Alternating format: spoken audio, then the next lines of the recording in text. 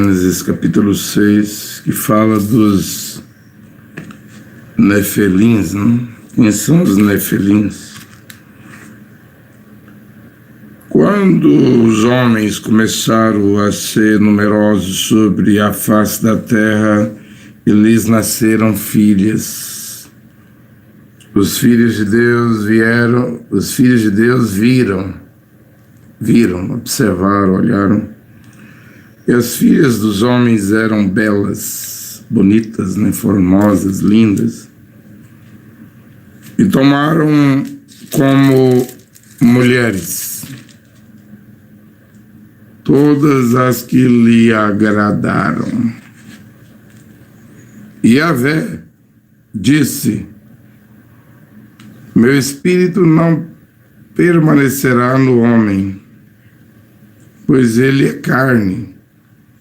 Não viverá mais que 120 anos. Ora, naquele tempo e tempo depois, quando os filhos de Deus se uniram às filhas dos homens, e estas lhes davam filhos, os nefilins habitavam sobre a terra. Estes homens famosos foram os heróis dos tempos antigos. Aqui na minha Bíblia de Jerusalém disse que isso ocorreu naquele tempo, antes do dilúvio, e também tempo depois, né? E tempo depois, ou seja, isso continuou a ocorrer depois do dilúvio, ou seja, os nefilins estavam lá, entre o povo antediluviano. O que é o antediluviano? Antes das chuvas virem, né? Antes daquele grande poder que os cientistas tinham no tempo de Noé de balançar o mundo, o planeta Terra, né? Lembrantes que era uma coisa como se tem hoje, um poder atômico, né? A coisa foi tão tremenda, tão grande, que alterou tudo. Mas eu volto aqui nesses nefilins. Quem são eles, né? Nesse tempo de hoje, 56 anos após a morte de Mombrana, eu venho vendo aí muitos pregadores pregando sobre os nefilins, né? Então eu devo pregar para colocar a coisa em ordem, porque o sétimo anjo, de Apocalipse 10:7, o anjo da era de Laodiceia, o sétimo, né? Para a sétima era, já tinha pregado isso. Então é só repregar. Eu só vim aqui e vejo o trabalho, né? Já foi tudo feito, né? Eu só tenho que vir aqui e repregar. Pregar novamente para as pessoas ouvirem, né? Quem são eles? Eu vejo os pregadores pregando, e isso aí vai envenenar a mente das pessoas. Pregadores aí com milhões de seguidores inscritos em redes sociais, colocando na mente das pessoas que esses nefilins são os anjos que rebelaram no céu, e são os anjos caídos, né? Eles dizem seres poderosos. Seres poderosos. Eles dizem, esses pregadores de hoje, que alguns deles passaram a viver aqui na terra e ganharam forma humana. Forma humana? Corpo humano? Como? Como que eles ganharam forma humana? Eles não respondem, eles vão afirmando que os nefilins eram os anjos rebeldes do céu, anjos poderosos, que passaram a ter forma humana, mas não explica como que esses anjos passaram a ter corpos humanos. Ou seja, de novo, outra doutrina que faz o diabo Doutrina falsa, que faz o diabo ser criador, porque para ter um corpo humano, tem que ter o genes do homem, né? O espermatozoide tem que ter o óvulo da mulher. Essa junção em período fértil entre um homem e uma mulher, né? Esse cruzamento é que vai produzir um corpo humano. E como que esses anjos, as quais esses pregadores, pastores, teólogos, agora vem tudo dizendo que esses anjos estavam aqui na Terra em forma humana, com corpos humanos. Eles não explicam. Como que esses corpos vieram a existir? Eles vão dizer, não, eles fizeram sexo com as mulheres. Espírito? Anjos são espíritos. Espíritos não têm carne, não têm ossos. Você não vê que esses pregadores estão tentando fazer o diabo coiguar a Deus como Criador? Já fazem. Quando prega que o diabo pode curar. Mateus 12, 26, Jesus Cristo diz que Satanás não pode expulsar Satanás.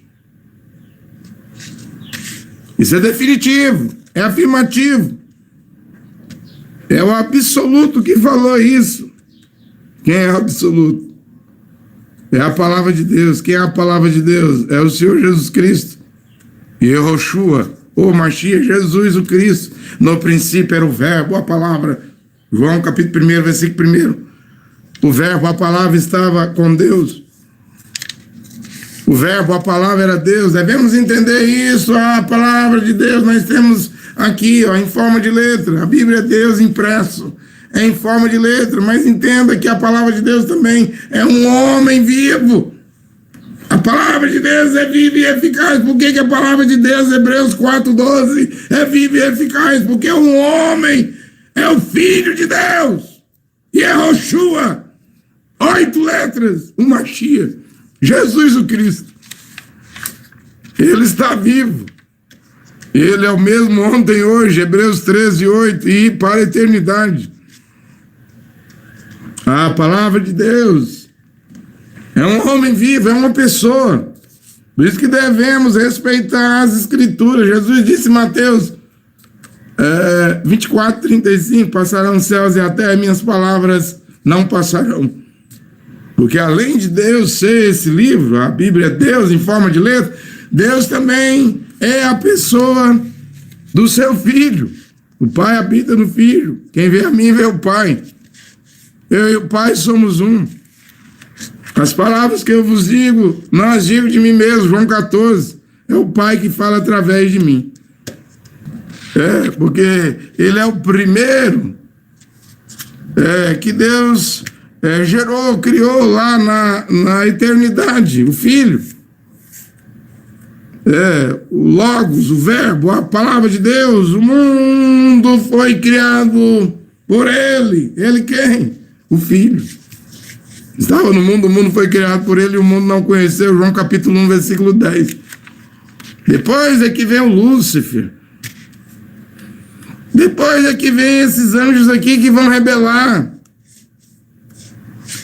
E vão ser chutados, expulsos do céu, lançados na terra. Não só na terra. Eu preguei aqui que eles estão presos no Tártaro, né? Pedro fala isso, 2 Pedro, acho que 4:15, né? Judas também diz no capítulo 1, versículo 6, que eles foram acorrentados. Eu quero ler essa escritura. Eles foram acorrentados. E como é que esses anjos presos no Tártaro, nos abismos tenebrosos, esses anjos acorrentados, vai ser pai dos Nefilim? Vai ter corpos humanos se eles foram presos? Está aqui, ó. Judas capítulo, antes do Apocalipse, capítulo 1, versículo 6 diz isso. Vou ler aqui agora. Versículo 6 aqui. E quanto quero também trazer à memória, embora já saibais tudo de uma vez por todas, que o Senhor que o Senhor, depois de libertado o seu povo da terra do Egito, destruiu os incrédulos. E quanto aos anjos, que não conservaram sua primazia, mas abandonaram a sua morada, residência. A morada, a residência, onde você mora? Você tem um bairro, né? Pois os anjos tinham residência, diz as Escrituras, no céu, mas abandonaram sua morada, guardou os presos em cadeias eternas sob trevas, para o julgamento do grande dia final. Está dizendo aqui que eles foram acorrentados em trevas. Pedro chama de o Tártaro. E como que esses anjos vão ter corpos? Você tem dois problemas, teólogos, pregadores do século XXI, em afirmar que os nefilins, os pais deles, são os anjos. As Escrituras dizem que os anjos foram presos no Tártaro, acorrentado no inferno, no abismo. E há outro problema que você tem, teólogo, que prega que os nefilins eram homens aqui na terra, e eles não podem criar nada. São espíritos. O único espírito que é o Criador é o espírito de Jeová, Yahvé. Vê o tamanho do problema? Agora, quem são esses nefilins? Todo mundo sabe que nefilins quer dizer gigantes.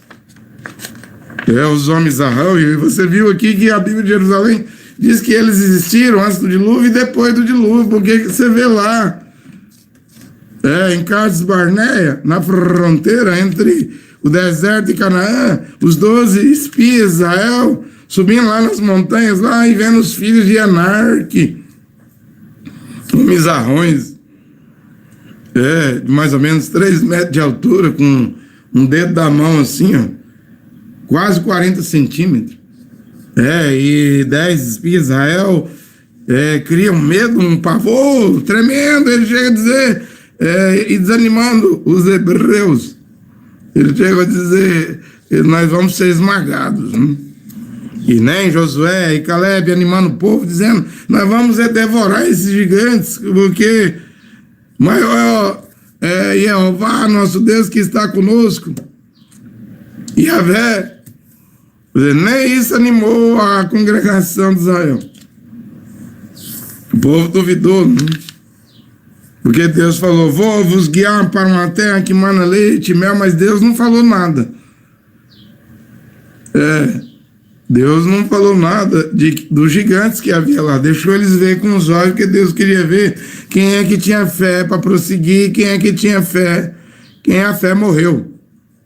Quem é que queria recuar? Ele queria ver isso. Só Josué e Caleb queria avançar e o resto mostrou que era incrédulo. E aí ele vai fazer Israel rodar em círculo, 40 anos no deserto, até cada um dos incrédulos que mostrou incredulidade em Cades Barneia por causa desses nefilins, desses gigantes, seus corpos tombarem no deserto e nasceu a nova geração, e os esqueletos, as caveiras, os crânios, cadê o cérebro deles? Só o crânio. Cadê o braço deles? Só o rádio. Cadê a perna deles? Só o fêmur. Deus deixou ser destruído, não colocou dentro de Canaã até que nascesse uma nova geração. Vê o problema? Os nefilins lá da terra de Enaque, e eles nem viram os nefilim, caíram, exceto Josué e Caleb. Os 600 mil homens que saiu do Egito, Êxodo capítulo 13, só vai entrar o Josué e Caleb viu os nefilins. Os 10 espias também viram, mas morreram. E fizeram o povo morrer, mostrou a incredulidade. Vê que uma pregação errada pode produzir incrédulos. A pregação de Josué e Caleb não produzia incrédulo, mas a pregação dos 10 espias estava troncha, torta, desenguçada, cheia de dúvida. O problema hoje É muita pregação com as redes sociais. É muito pregador, gente que estava no anonimato, prega bobagem, prega besteira, prega heresia, prega abobrinha e cresce. E quem prega a verdade, nua e crua, a verdade como é, ninguém quer ouvir, né? Simplesmente ninguém quer ouvir, mas Deus está passando. Uma nova fase está passando. Pregações novas estão passando. E isso vai mexer com o coração de quem é eleito, não. Esses anjos não são criadores. Se você quiser saber, as escrituras dizem que só há um criador, é Jeová. Por que só há um criador? Yahvé. Por quê? Porque ele estava sozinho na eternidade. Houve um tempo que ele estava sozinho, não havia anjos, arcanjos, querubins, serafins, soldados celestiais, seres espirituais. Só havia ele, mais nada. É por isso que não se pode colocar Lúcifer, o diabo, Satanás como criador. É por isso que não se pode colocar esses anjos que estão acorrentados no Tártaro, nos abismos tenebrosos, no inferno, como seres humanos. Se você faz isso, você está ferindo as escrituras. Aí vem a pergunta, né? E como eles passaram na Arca de Noé? Nós já sabemos, através de William Branham, que esses nefilins, os gigantes, né, da terra de Nod, eles eram filhos da serpente. A serpente tinha 3 metros de altura. Era entre o chimpanzé e o homem, a serpente parecia mais com o homem do que o macaco, o gorila, o chimpanzé. A serpente era um homem pré-histórico, mas era um gigante, né? E eu fui ver alguns vídeos aí na internet, um gigante de mais de 2,5 metros em Angola, né? Tudo quanto é lugar no mundo, sempre nasce esses homens arrões, né? Para provar que uma das 3 noras, uma mulher, entrou dentro da Arca de Noé grávida, né? Passando a semente da serpente pela Arca de Noé. William Branham diz isso na mensagem Semente da Serpente, parágrafo, referência 198. É só você ler lá. Quando o Mambrana pregou a mensagem de Semente da Serpente, ele também explicou como que a semente da serpente passou pela Arca de Noé, embora o Cacu, no livro dele, ele não concorda com o William Branham. Cacu não concorda em nada com o William Branham. Nada. Veio para fazer confusão, dar nó cego. Graças a Deus que há um Criador. Deus, o Criador no céu e seu Filho Yehoshua, o Mashiach, Jesus o Cristo, para cortar esses nós cegos e liberar a mente humana dessas prisões, desses sofismas, desses ismos, dessas crenças, dessas coisas imaginárias, coisas que vêm de Satanás, não vêm de Deus. O que vem de Deus já está aqui, ó. Todo o alimento, né? Todo o alimento já está aí. Pregado pelo 7º anjo, né? Da era de Laodiceia, Apocalipse 3,14, né? E o 7º anjo de Apocalipse 10,7, né? Quando começasse a tocar a sua trombeta, o mistério de Deus, os mistérios escondidos da Bíblia seriam revelados.